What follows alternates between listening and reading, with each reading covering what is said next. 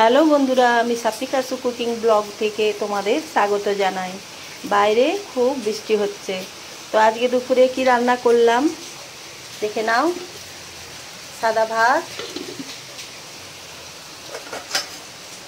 আর করেছি এটা মোচার তরকারি, নিরামিষ ছোলা দিয়ে, আর ছোলার ডাল একটু বেটে নিয়ে ছোট ছোট করে বড়া করে এর মধ্যে দিয়েছি।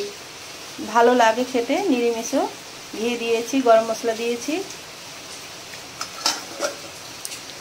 আর বানিয়েছি কচুর ডালনা নিরামিষ। এটাও আদা জিরে বাটা দিয়ে করেছি, আর ঘি দিয়েছি, গরম মশলা। খেতে ভালোই লাগে। এর মধ্যে চিংড়ি মাছ দিয়ে করলে আরও ভালো হয় খেতে, তো এইভাবেও খেতে ভালো লাগে। আর করেছি ঝিঙে আলু পোস্ত, আর পটল ভাজা দুটো ভেজেছি। আর এটা হচ্ছে ওই ছোলার ডালের বড়া করেছিলাম ছোট ছোট করে, ওটা আমসি দিয়ে আর সর্ষে পোস্ত বেটে একটু টক করেছি। টক না হলে ভাত খাওয়া যায় না, এই জন্য টক করেছি। আর মা টক খেতে পারেন না বলে ওনার জন্য একটু মিষ্টি দিয়ে একটু টক মিষ্টি করে দিয়েছি।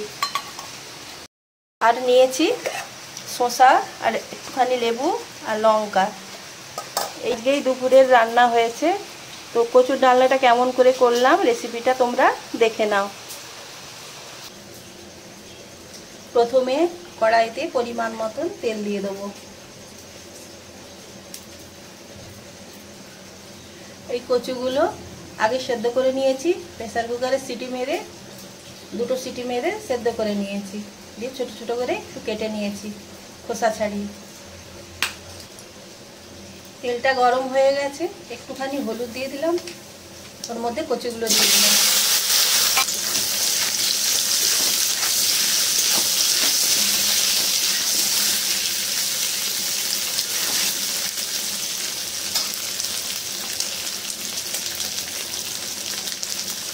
একটুখানি নুন দিলাম, কারণ এর মধ্যে একটু ভাজার সময় নুনটা ঢুকে যাবে কচুগুলোর ভেতর।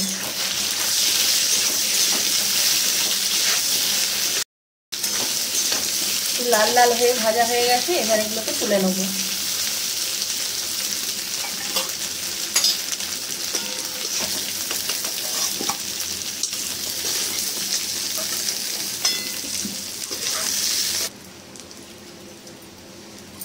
এবার এই তেলের মধ্যেই আর একটু পরিমাণ মতন একটু তেল দিয়ে দেবো, হাফ চামচের মতন ঘি দিয়ে দিলাম,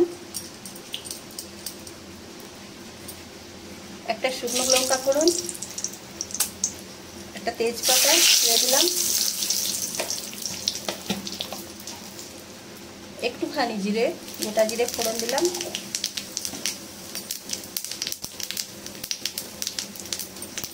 একটু গ্যাসটা কমিয়ে দিলাম, একটুখানি হিং। নিরামিষ রান্নাতে একটু হিং দিলে ভালো হয়। আর এর মধ্যে আছে আদা আর 4টে শুকনো লঙ্কা আর হাফ চামচ জিরে, গোটা জিরে বেটে নিয়েছি মিক্সিতে।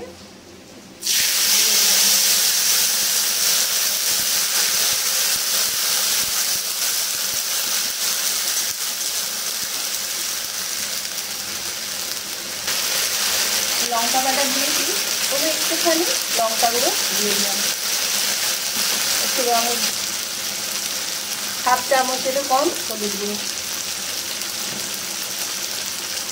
একটু কষে নেবো।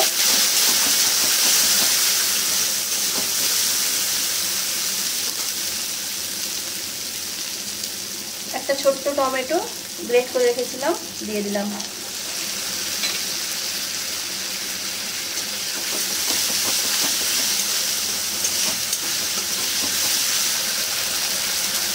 অল্প একটুখানি কসুরি মেথি হাতে করে ব্রাশ করে দিয়ে দিলাম।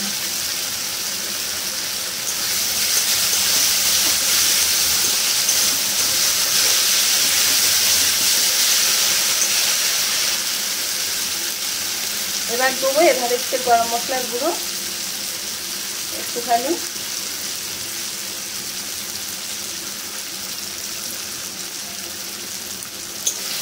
মশলাটা ভালো করে কষে নেব।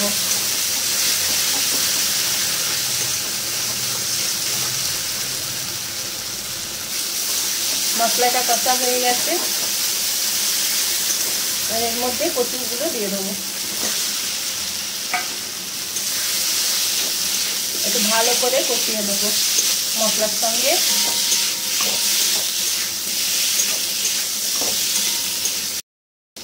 ভালো করে কষা হয়ে গেছে, একটু গরম জল দিয়ে দেবো।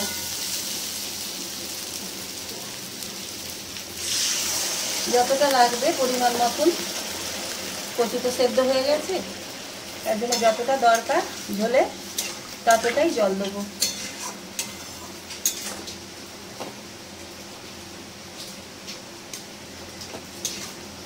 তোমাদের কার কার এই কচু খেতে ভালো লাগে কমেন্ট করে জানাবে। চিংড়ি মাছ দিয়েও খুব ভালো হয় খেতে।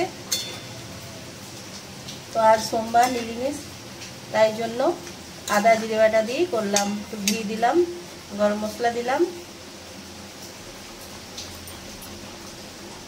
এর মধ্যে নুন দেওয়া হয়নি, কচু যখন ভাজা হয়েছিল তখনই একটুখানি দিয়েছিলাম, তার জন্য পরিমাণ মতন নুন দিয়ে দিলাম।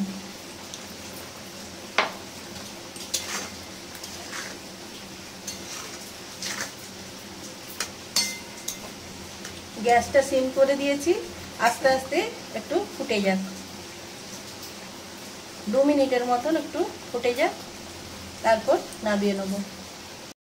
2 মিনিটের মতন ফুটিয়ে নিয়েছি, একটুখানি চিনি দিলাম। তোমরা যদি মিষ্টি খাও মিষ্টি দিতে পারো, নিরামিষ তরকারি তো ওই জন্য একটুখানি মিষ্টি দিলাম। আর ভাজা জিরে গুঁড়ো একটু দিয়ে দিলাম।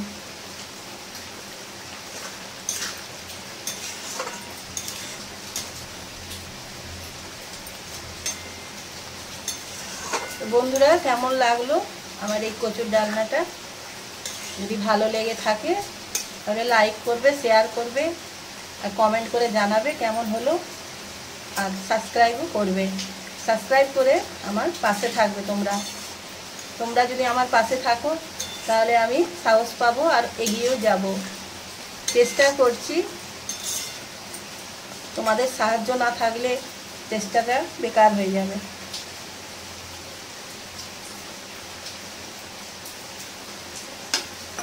এটা নামিয়ে নেবো এবার।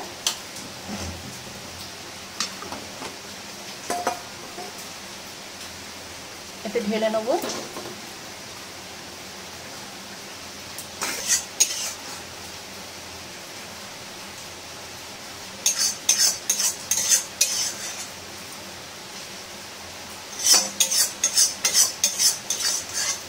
আমার এই রান্নাটার ভিডিওটা দেখার জন্য তোমাদের অসংখ্য ধন্যবাদ।